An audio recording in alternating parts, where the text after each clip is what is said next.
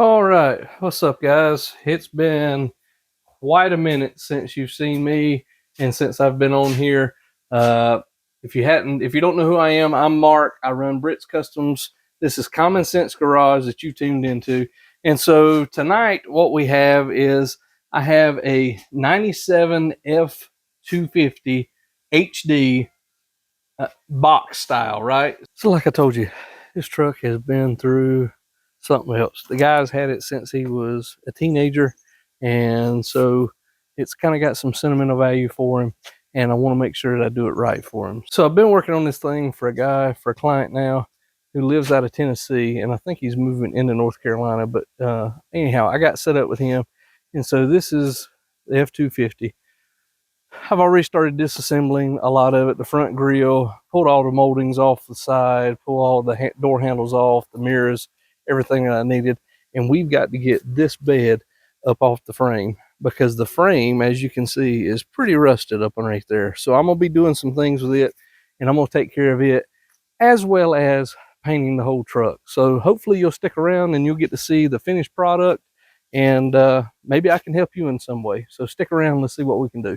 The main problem that we have on the exterior, like I said, besides the bed, because the bed's going away, we're doing away with this bed, and we're going to be putting the bed that I've got epoxied inside the shop on it, on this frame, is it's got a fifth wheel hitch down here. Now, I've already cut this portion of the bed out because I needed to get in there and see some things to get it completely removed. And so I've got to cut a hole for this fifth wheel hitch on the new bed, which I have the pieces to do it. And then we have rust again, right? Problem with these trucks, just like every older model truck, is the cab corners rust out. Luckily for me, I've sourced out some remanufactured panels for it.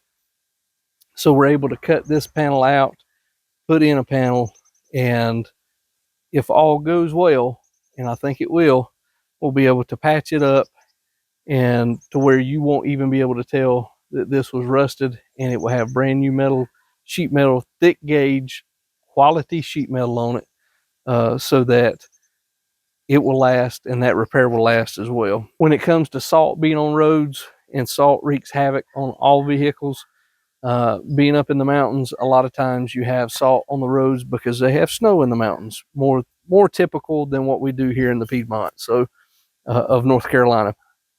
So as a result, there are some pretty bad places on the radiator core support where it has literally, I mean, like it's all the way through, right? So I've got a brand new radiator support that I'm going to be replacing for it. And what I did is I took some zinc phosphate spray and actually sprayed these horns here for the front bumper because they're rusted. But like I said, that is not going to be the final end all be all that I'm going to put on it. I've got a coating that's going to go on it. I'll show you that coating and show you the process as I do it. But like I said, let's get to cleaning up the frame just a little bit and see if we can get some of that big chunks of rust knocked off, because like I said, the coating that I have will be here today, and so I'll be able to put it on later this afternoon. All right, as with anything that you do with flying debris, shrapnel, metal, whatever it may be, you want to make sure that you wear your PPE, got gloves, got a mask. Let's get to grinding.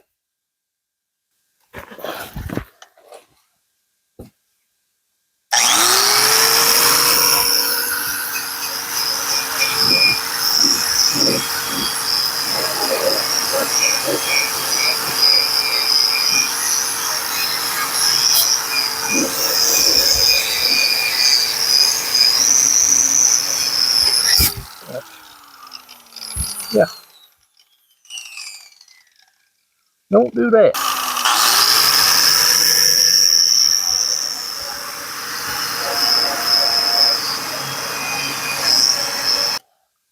This is actually going to take a lot of rust, knocked a lot of rust off of it, even though I got my finger. Yeah. Where's that? Out there. Yeah, that's what the wire wheel will do to you. That's why you want to wear gloves. As you can see, it'll take the rust off and leave a pretty consistent finish. And then, like I said, we're going to end up coating this whole frame with a product that I have seen and tested and trust. So I'm just going to finish cleaning this frame the best I can tonight and get most of it done, because like I said, the stuff's in, the product's in for me to coat it with, and I want to make sure that I have it prepped properly before I coat it. So stick around and watch, and we'll see what we can get done. Okay, so I've actually already pulled the bed off of another truck, and it came to me in shambles pretty much. This thing had filler in it that was so thick, it's just incredible. This doesn't even do it justice. This is some of what I have had to do in order to make panels straight, in order to get them straight. So as you can see right here, we had this panel here, which had 6 bolts, 2, 4, 6. And so I had to fill all of those bolts in, and I welded those holes up just so I could get them back smooth, because the original bedside had a smooth tailgate on it, and the guy wanted it exactly like what he had. Now, a lot of times, you know, I may end up offering suggestions to clients or people to try and help them figure out what they want in their project, or in their build. And ultimately it's up to the client, right? They're paying me for the vision that they have in their head to come to pass, to where they can put their hands on it and they can touch it, right? So if I recommend something to this client and he says, nope, I don't want to do it that way, I want to do it a different way, well, guess what? I got to do it his way, right? So what happened was, this bed had Rhino liner, spray-in liner in it. And let me tell you something, that stuff was like half an inch thick, almost an inch thick in some places, and it was an absolute bear to get off. I mean, I'm talking, this stuff was stuck on, and I swear to you, I think it was stuck on with like super glue, super adhesive. It's just incredible. So I ended up having to grind all of that Rhino liner out. And you may say, Mark, why did you have to grind all the Rhino liner out? Well, basically because in these spots right here where the water weep holes are at, basically there was a hard shell, a hard liner that went in this thing over top of the Rhino liner. And so what happened was, water got in between the Rhino liner coating and the bed itself and began to rust around these holes, which separated the Rhino liner. Now, for those of you that have ever dealt with restorations before, you know that rust is your enemy, right? So in order to accomplish and take this thing back to where I know it will survive several years and give this guy no problems at all, I have to make sure that I do it to the best of my ability. And therefore I had to grind all of the liner out. And for those of you that didn't know, and I didn't know whenever I started this project, MEK is some bad stuff. Think of it like lacquer thinner meets, I don't know, mineral spirits, ammonia, all the above, right? Because this stuff is some mean stuff, and it is the only thing that I was able to find to completely strip this whole entire area. So basically I had to go all the way up to the top, because the Rhino liner was up underneath this rail. So I went all the way up to the top and ground it with a wire wheel. Whenever it with a wire wheel, what I couldn't scrape out, because I scraped a lot of it with the razor blade once it was softened by the MEK, and then I just merely sprayed a coat of epoxy, black epoxy on it. So this whole bed has been worked in some places already, and I've sprayed a second layer of black epoxy on it, just so that I have a good base. This bed has seen and been through a whole lot of stuff, and I'm trying to get it completely straight so that it looks good, because guess what? It's going to be painted black. And as everybody in the whole entire world knows, black shows everything. If you've got a dent, if you've got a scratch, if you've got dust, dirt, bugs, it doesn't matter. It shows up. And it is a bear to get straight to where whenever you look at it, it doesn't make you feel queasy.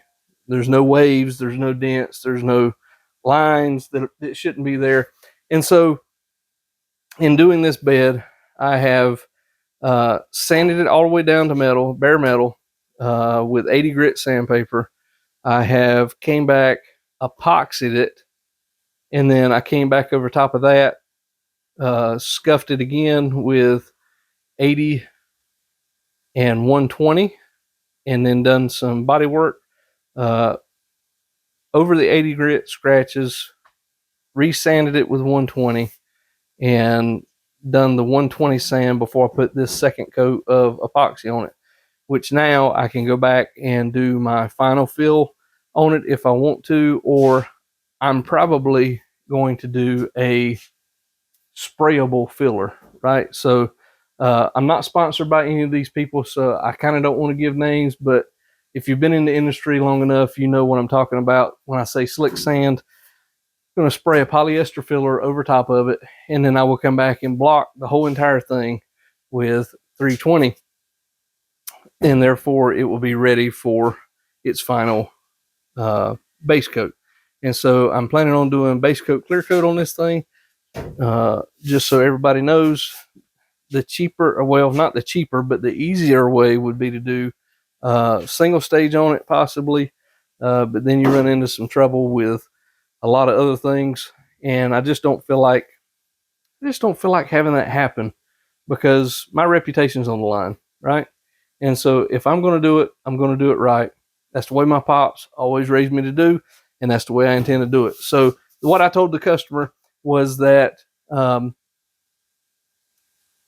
going to treat it as though it's my own truck. If I wouldn't put it on my own truck, I wouldn't expect you to have it on yours. And for every client, every customer that I do, I say the same thing, and you should too. Fixing to turn this around, we finally got the bed off, and we managed to get it set to the side. I finally got the hitch actually back down into where it goes, and so I still need to clean up this frame so that I can work on getting the coating put on it, which I finally have. And so here it is. Like I said, finally got the bed off, but as you can see, the bed is, the frame is pretty rusted. Like I said, it's a 97 model, but it's been through a lot of winters, been through a lot of road salt, different things up in the mountains.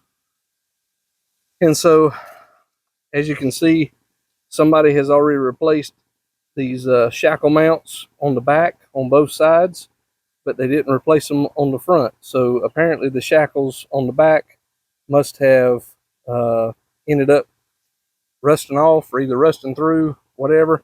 But yeah, so I'm gonna try and grind, or at least wire wheel all of this off on the sides, this scale off, and then that way I'll have room to put my coating on, and I'll have a good surface for it to adhere to, and hopefully it will look a lot nicer whenever I get through with it. So stick around and let's see what we can do.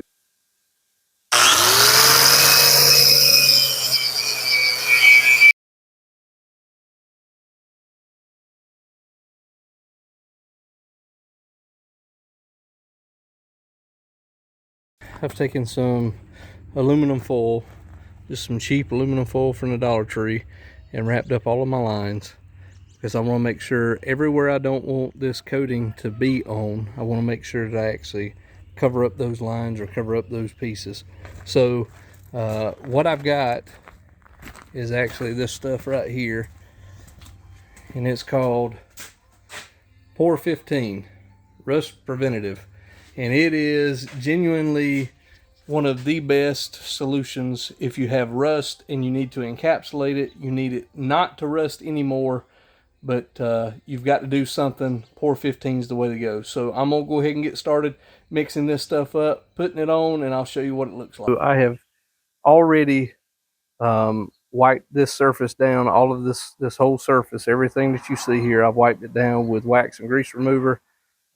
Some naphtha actually is what I wiped it down with this time, but it's basically a grease remover, so that the surface is completely dry and grease free, clean as much as you can get it. And now we're going to go start applying the coating. So everybody that I've talked to that says this is the best stuff says to make sure you clean the lid if you're going to reuse this can, because once it seals to the lid, you will not get the lid back off. where you will have a tough time doing so. So I'm going to go ahead and use this whole can right here where I'm at anyhow. So I'm just going to use it straight out of the can this time. As you can see, this stuff's black. And so all we're going to do is we're going to paint it on, right? And that's going to seal out the rust and encapsulate it so that it stays rust free for many, many years.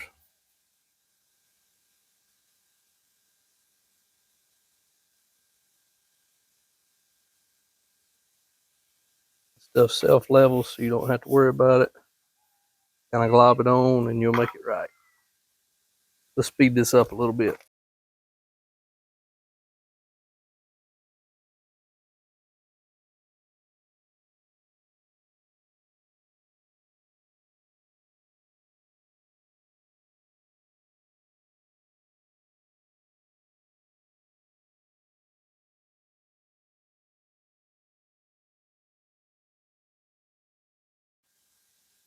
So it got dark before I could get you pictures of what the frame actually looks like. But as you can see, it actually turned out pretty decent. So we'll still have to do the inside and the underneath, but that'll be for another time. So thanks for watching, and I'll talk to you on the next one.